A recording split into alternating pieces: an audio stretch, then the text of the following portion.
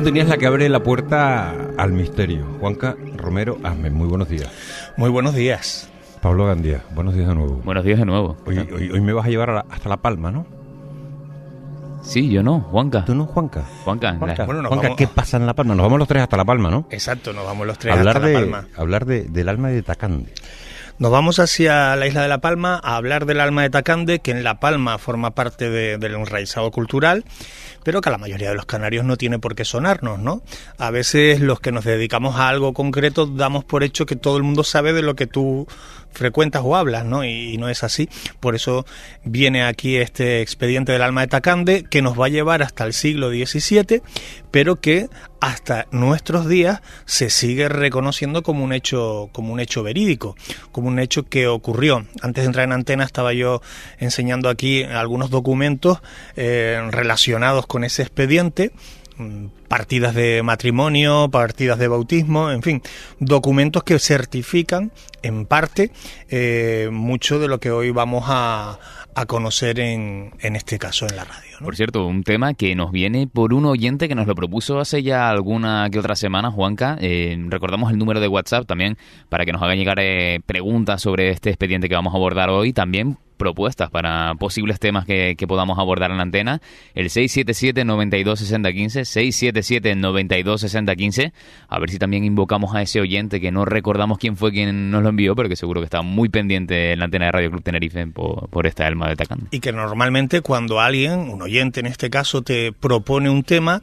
es porque tiene algo que aportar, normalmente que aportar a ese tema, y pues agradeceríamos que, bueno, pues cualquier dato siempre suma en un expediente que con el tiempo se va diluyendo, lógicamente, siglo XVII, principios, y el tiempo pues va borrando cosas, ¿no?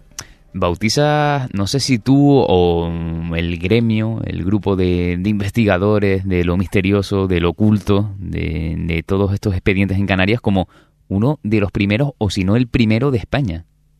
Para mí es el primero, o por lo menos el más antiguo, mejor documentado, ¿vale? Porque esto de hablar de expedientes X, claro, ¿qué fue el primero? Pues a lo mejor a uno en las cavernas se le apareció una luz y aquello fue paranormal para él, aunque el concepto no existiese. Por lo tanto, nos iríamos mucho más atrás.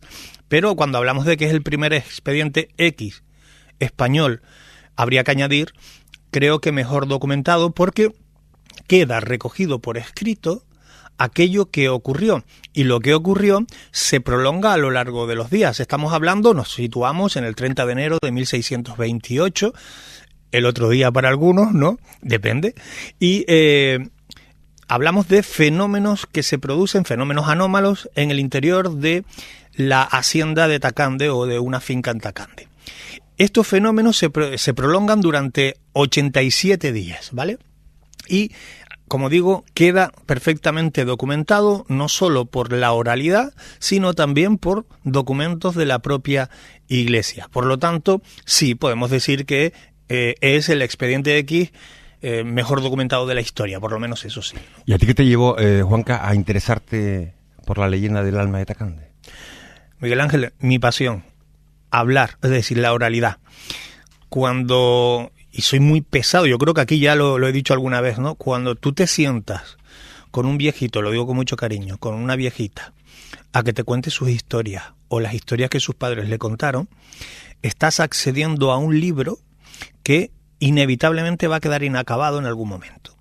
Si tú te preocupas y le das la dimensión que tiene eso por rescatar esas historias, pues estás preservando ese libro, ¿no? Ese documento de la historia, que somos todos nosotros parte de ese documento. Y eso es lo que me lleva a mí a interesarme por la leyenda de Tacande, del alma de Tacande, porque al final la oralidad es quien lo ha hecho perdurar, más allá de que haya, insisto, algún documento que lo acredite, ¿no? Para situarnos, ¿en qué contexto histórico y cultural surge, Juanca, esta historia? Siglo XVII, isla de La Palma. con lo blindada que eran todas las islas, pero las mal llamadas islas menores, de algún modo se preservaba mucho más todo, ¿no?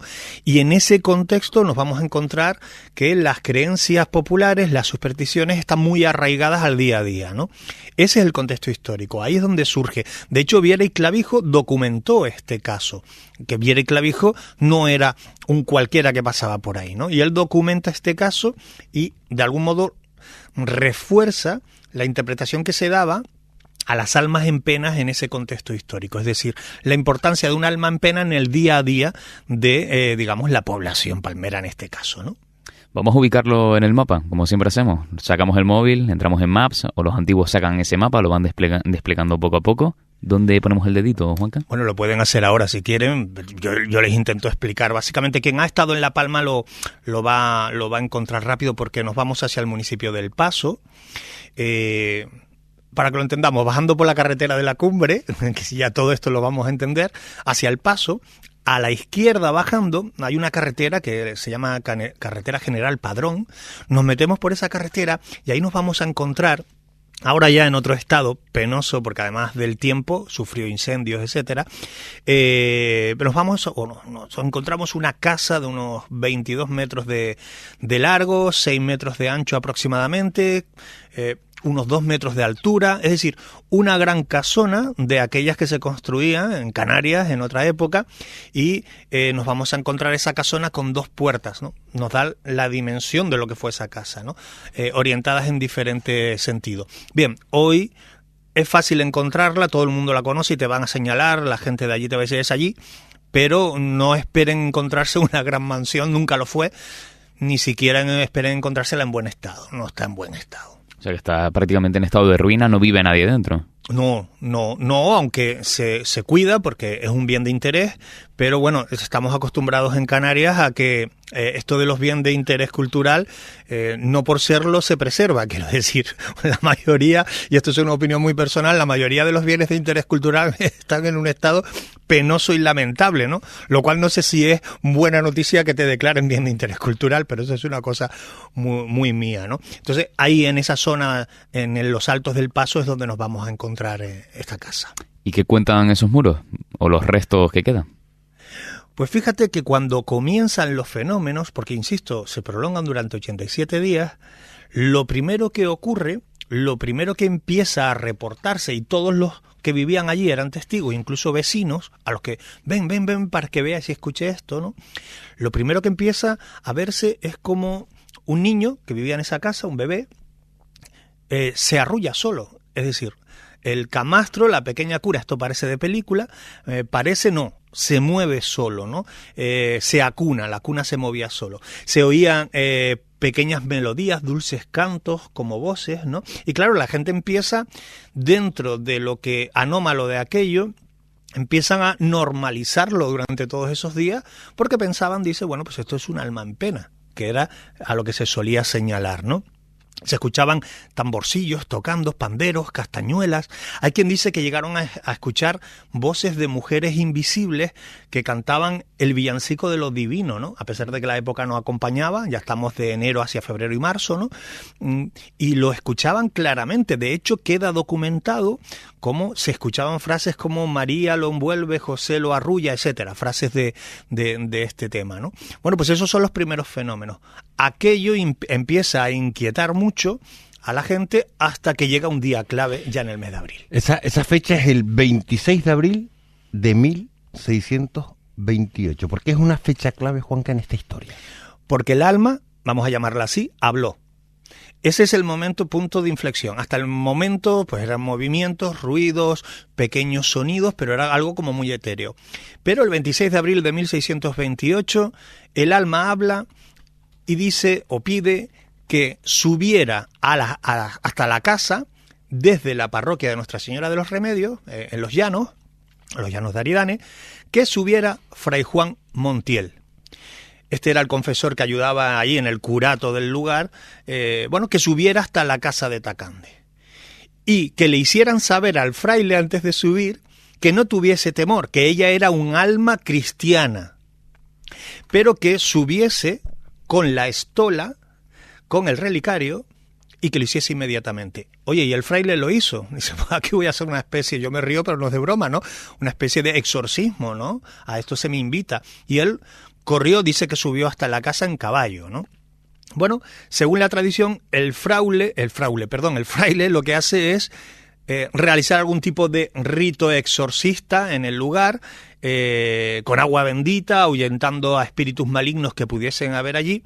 Y fue entonces, en ese momento, cuando la entidad revela su nombre y dice llamarse Ana González. Ese es el nombre propio que aparece. Estamos desgranando, vamos a contextualizar, a situar a los oyentes el alma de Tacande, ese expediente que nos lleva hasta la isla de La Palma. Abierto el WhatsApp del programa, el 677-92-6015.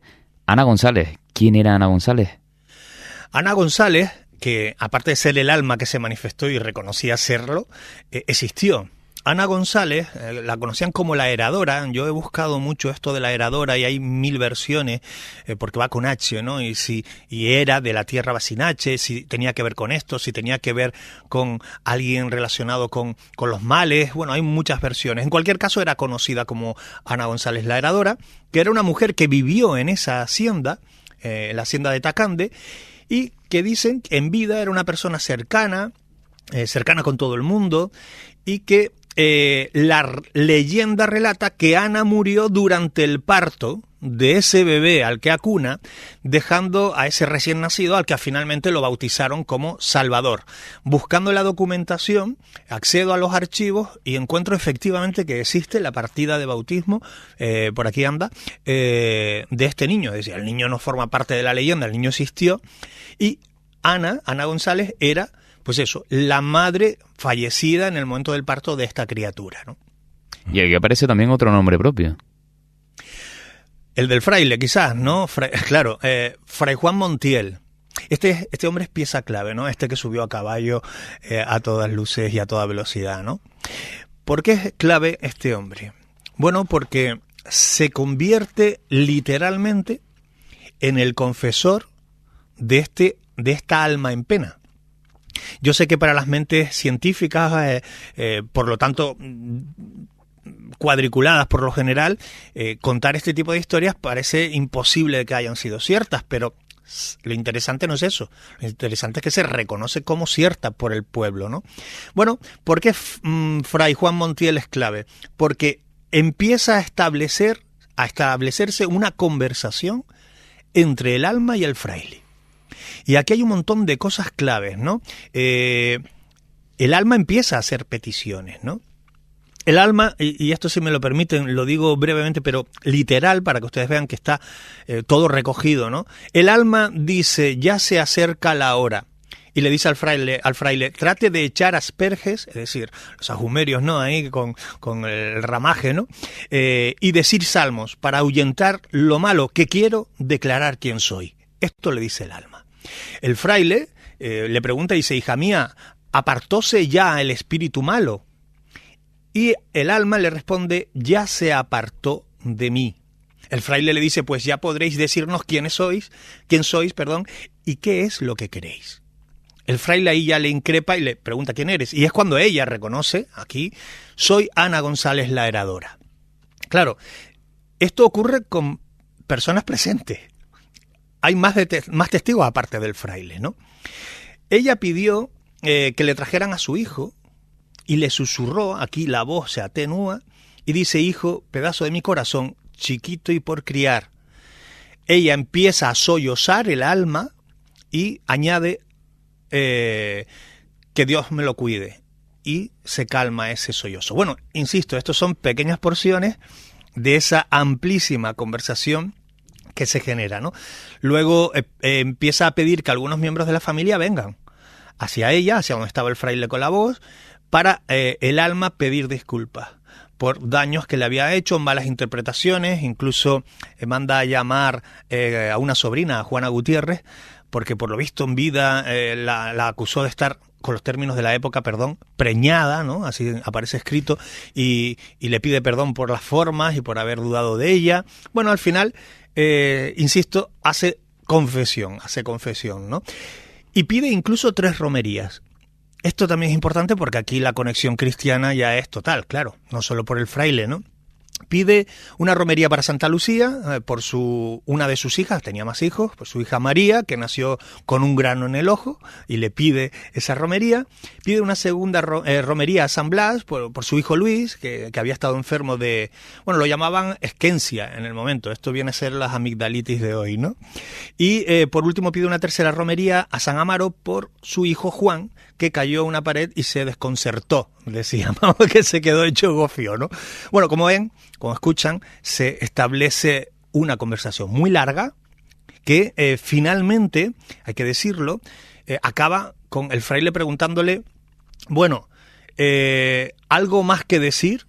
Y ella añade que no. Le pregunta al fraile que hacia dónde va y ella le responde hacia el purgatorio. Y acaba el fraile diciéndole, bueno, ¿quién te lo ha dicho? Dice, un ángel me lo ha dicho. El fraile le pregunta por qué ángel se lo dijo y ella no responde, o responde de algún modo con una clave, con un código, ¿no? Esto, espero recordarlo bien, el ángel, se lo da en latín y le dice que el nombre tiene 5 letras. Claro, todo el mundo empieza disparatado a buscar nombres de ángeles o arcángeles en latín con 5 letras. Y empiezan a hacer sus cábalas. Finalmente, digamos que ahí es cuando el alma se calma, momento previo al final, ¿no? ¿Y en qué momento se paran los fenómenos? ¿En qué momento cesan los fenómenos? Y otra pregunta, ¿y desaparece para siempre el alma de Ana González? Respondiendo primero a la segunda pregunta, yo diría que no lo sabemos si desaparece o no. Yo creo que no. ¿Por qué lo creo? Porque seguimos hablando de ella. De algún modo, el alma permanece, y entrecomillamos ahora, viva, porque nosotros seguimos hablando de ella y la oralidad la perpetúa, pero ¿cuándo cesan los fenómenos según la leyenda y la documentación? Bueno, los fenómenos de repente cesan cuando dicen que desde la cumbrera cae una piedra enorme del tamaño de un cuarterón, vamos, un pedazo tormo, como diríamos los canarios, ¿no? Cae dentro de la casa, abre la puerta de un golpe con mucho ruido y el fraile se cae de donde estaba sentado al suelo, ¿no? Bueno, dicen que donde cayó la piedra, el punto exterior de la casa por donde entró la piedra, ahí nació un árbol de la paz, que es el olivo, y que, según cuenta, fue el primer ejemplar de olivo que floreció por aquel pago, por aquella comarca, ¿no? Bueno, lo cierto es que un olivo viejo y retorcido estuvo hasta principios de los años 50 del siglo pasado, siglo XX, entre la casa y el aljibe de la casa. Entonces, todo conecta de algún modo, ¿no? A mí me llama la atención, Juanca, siempre que traes todo este tipo de expedientes, el papel que juega la Iglesia. Ya me imagino que hasta para ustedes, quienes se dedican a investigar estos expedientes, es un papel fundamental, independientemente de lo que supusiera en aquella época o no, por la documentación, como es en este caso, donde estábamos viendo además todos esos papeles, todas esas descripciones que por supuesto llegan hasta estos días. A mí me parece fundamental, primero, el papel de la Iglesia me parece fundamental, primero porque son los grandes tenedores del conocimiento en otra época. Es decir, todo lo que es el archivo, no eclesiástico, que sí, sino histórico, que también, porque las dos cosas iban unidas muchas veces, los tenedores son los propios integrantes de la Iglesia, son los que conservan las mejores bibliotecas y archivos históricos. Por lo tanto, no se puede obviar el papel de la Iglesia en estos casos. Hay que tenerlo siempre en cuenta. Pero en este caso, concretamente, en el expediente del alma de Tacande, porque además la Iglesia fue parte protagonista de la historia. Un fraile que recoge por escrito, grabadoras no se habían inventado, recoge por escrito todo lo que ocurrió y la conversación que tuvo. Claro que es importante la Iglesia. A mí, de hecho, si hay algo que me apasiona del mundo del misterio o de su investigación, es esa parte, la documental, ¿no? La disfruto mucho, otros disfrutan pues coleccionándose ellos o cogiendo la caña de pescar en la punta del muelle, si es que dejan ya.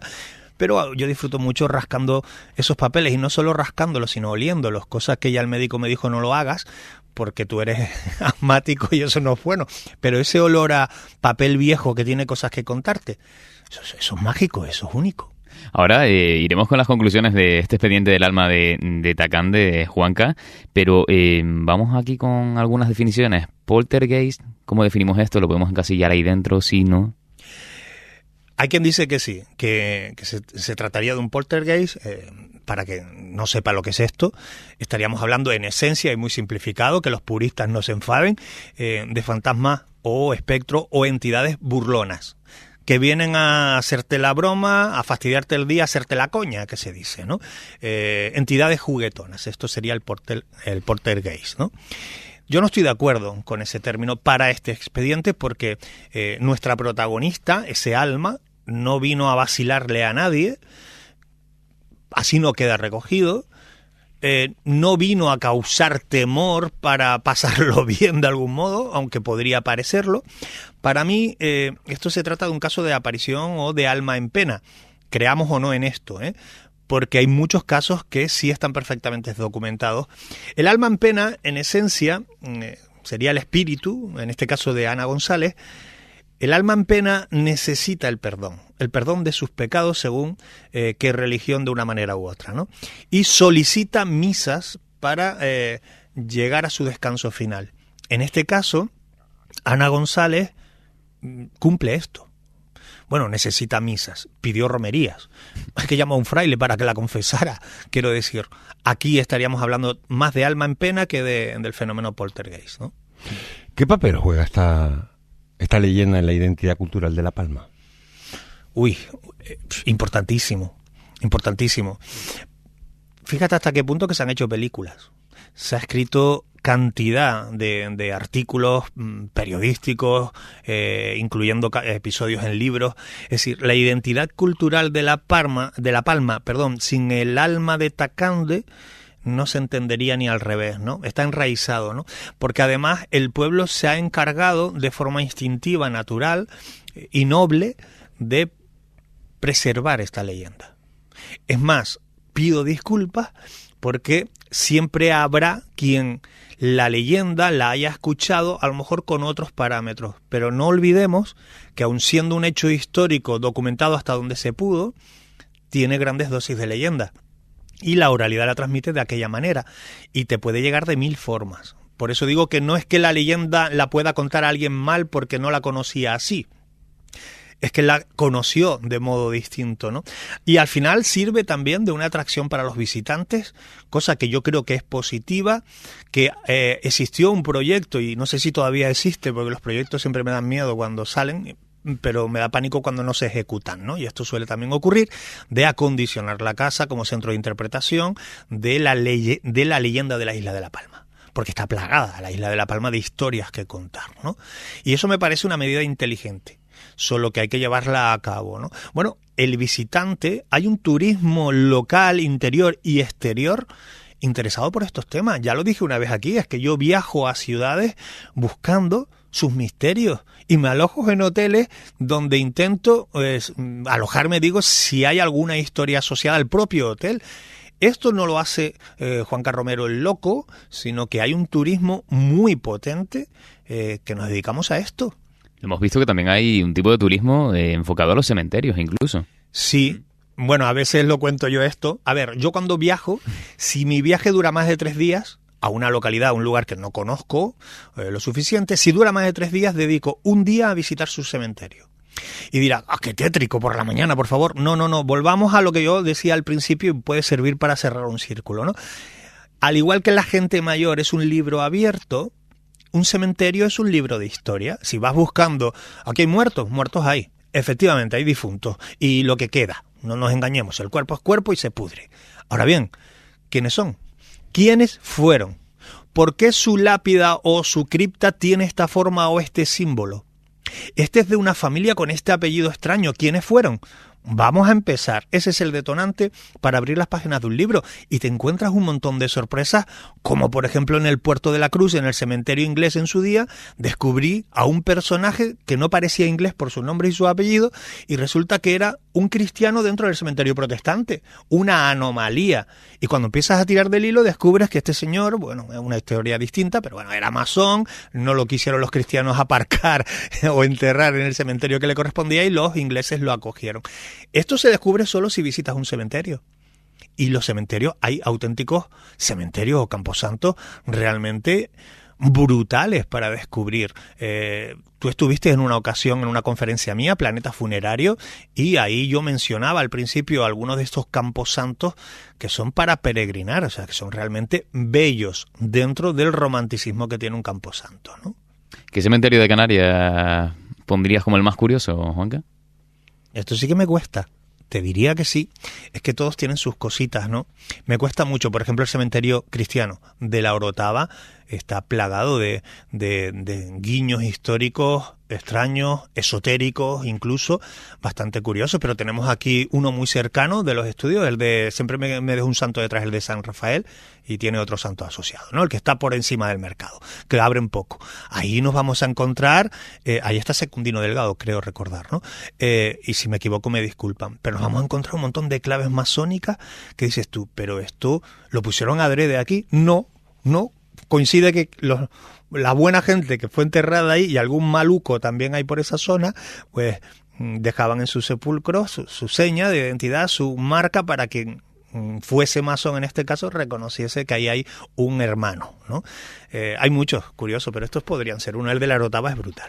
Un oyente además que nos decía, perdona Miguel Ángel, me encanta ver los cementerios y imaginarme las vidas de esas personas, leer sus lápidas, un poco en la misma línea que comentaba. Claro. En el puerto, en ese cementerio inglés que yo mencionaba antes, la primera vez que entré muchos años atrás, me llamó la atención una lápida, que toda la lápida de extremo a extremo es piedra toda, con forma como de ataúd, ¿no? La propia lápida tiene una espada. Y mis sueños fantasiosos me llevó a pensar, coño, una espada templaria. Pero claro, un templario aquí no puede haberlo, ni en tiempo ni en forma encaja, ¿no? Y averiguando, resulta que descubro que este buen hombre era un militar de una graduación que, oye, pues esto era una forma de representar ese punto militar castrense de aquel hombre, ¿no? Con esa enorme espada que se puede ver que te lleva a esa evocación templaria sin serlo, ¿no? Juanca, ¿otros relatos similares en el resto de Canarias o en el resto de España? Si hablamos de relatos de apariciones de almas en pena, hay muchas, ¿no? No documentadas como esta, ¿no? Insisto, yo la mayor parte de esos testimonios a los que he podido acceder lo he hecho a través de la oralidad, ¿no? Y cuando el viejillo o la viejilla se te sienta adelante, ¿no? Que no es, hola, y usted sabe una historia y que te lo larga. No, cuidado, que nuestros viejitos tienen su historia y su forma, ¿no?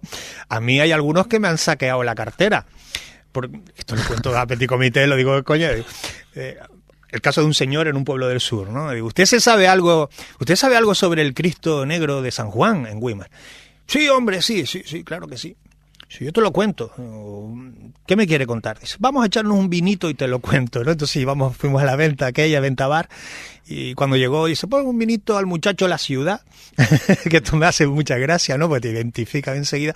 Y pongo unas garbancitas, oye, huele a pulpo, trajiste... Bueno, total, que el viejo me sopló 40 euros y no había empezado a contarme nada, ¿no? Pero fíjate que cada vez que yo recuerdo esta historia, me llena de alegría, porque al final, aunque no te cuente nada, solo ese momento de conversación suma para él y me suma para mí como ser humano, ¿no? Pero además te cuentan, y hay algunas personas, que no es el caso de este, que al final contó más bien poco, que te hablan de presencias que identifican como almas en el interior de su casa, que algunos arreglan con misas y otros pues no lo logran, ¿no? Sí pido, y como broche si quieres, a la gente que esté sufriendo, padeciendo, sintiendo o con esa sensación o seguridad de que esto le pueda ocurrir, que pensemos siempre frío, ¿no? Que todo tiene una respuesta. Y lo que no la tiene no viene a hacerte un daño. Lo digo porque hay personas que juegan en el fino hilo de la estafa, ¿no? No recurramos a cualquiera que nos venda una solución. Las soluciones no se venden. No tires de esos números largos de personas que dicen que te van a solucionar tu problema. No va a ocurrir. Te generan uno mucho más gordo. Solucionadores no los hay. No nos preocupemos. Todo tiene un registro, un tiempo, y no conozco a nadie en el mundo, y he conocido muchos expedientes que hayan sido agredidos y estas cosas que nos cuentan. No, para nada. Todo tiene una vertiente positiva y la podemos encontrar. Simplemente asesorarnos por personas de entrada que no pidan nada a cambio. De verdad, no caigan en eso, ¿no? Mensaje de un oyente, estamos hablando de los cementerios, ¿no? De visitar cementerios, y dice, Cementerio Santa Catalina, en el Sobradillo, muy pequeño pero precioso. Este no lo conozco, me lo voy a apuntar, Santa Catalina en el Sobradillo. En el Sobradillo, muy pequeño pero precioso. Pues le agradezco el apunte, puede parecer que no, pero a mí me ha dado una alegría, hay quien dirá, caray, vaya con el raro.